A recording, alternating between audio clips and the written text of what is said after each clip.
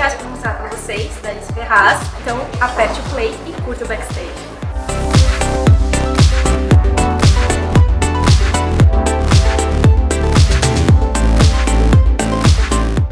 Então, aliás, uma coisa horrível, uma falha super grande porque eu não sou faculdade.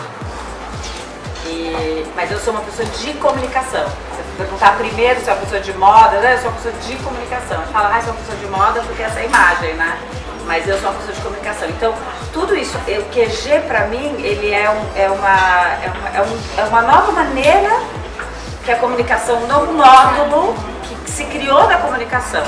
Por quê? Porque isso é dar o físico pro virtual. Quando a gente lançou a Hits, plataforma de blog, então é tudo virtual. E aí eu pensei que a gente precisava ter um lugar, um momento onde a gente se encontrasse e transformasse tudo aquilo que a gente fala no palpável. Porque a comunicação fica mais fácil, porque a pessoa entende. Porque às vezes fica tudo virtual, tá solto, plataforma, internet, blogs, elas estão falando de moda.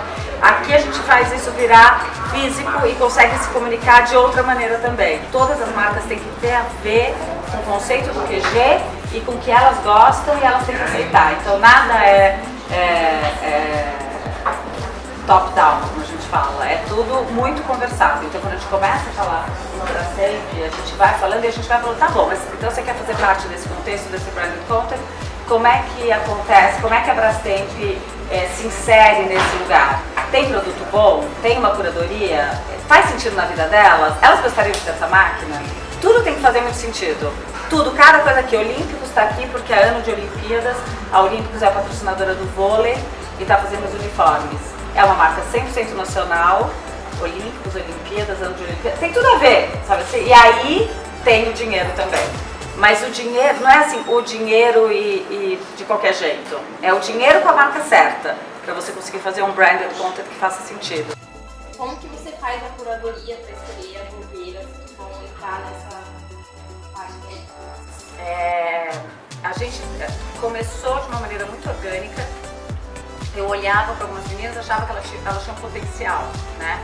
E eu ainda tenho que olhar e achar que tem potencial para esse tipo de trabalho, que é um trabalho novo, né? Muito diferente. Então tem que ter uma resiliência muito grande, aguentar que é uma coisa que todo mundo deveria ter em todo lugar, mas com as blogueiras é pior, porque como elas estão muito expostas, se a menina não aguenta o tranco no meio de uma semana de moda, não tem o que fazer. Ao mesmo tempo, eu preciso de meninas que escutem o que a gente está falando, esse guideline, que é meio uma mentoria que a gente faz.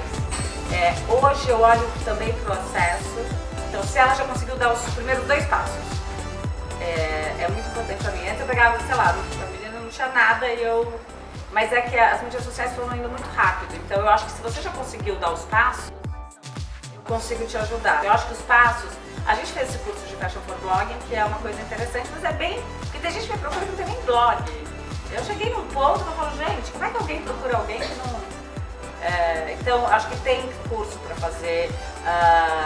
Hoje em dia existem blogueiras que você pode olhar e pensar, olha, o que essa menina está fazendo? Porque elas têm que ter conteúdo para continuar sendo relevantes. Se elas não têm conteúdo, então não é só ser bonita, bacaninha, eu acho que não. Acho que tem que ter, a gente está lutando muito pelo conteúdo.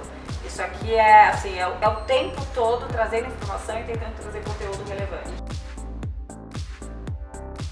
Se você pudesse voltar no tempo e se dar um conselho profissional, que conselho seria? Eu fui muito desorganizada, muito sem foco. Eu sou muito focada hoje porque eu trabalhei muito em mim. Se eu tivesse mais foco, mais jovem, então assim, vai estudar? Então estuda.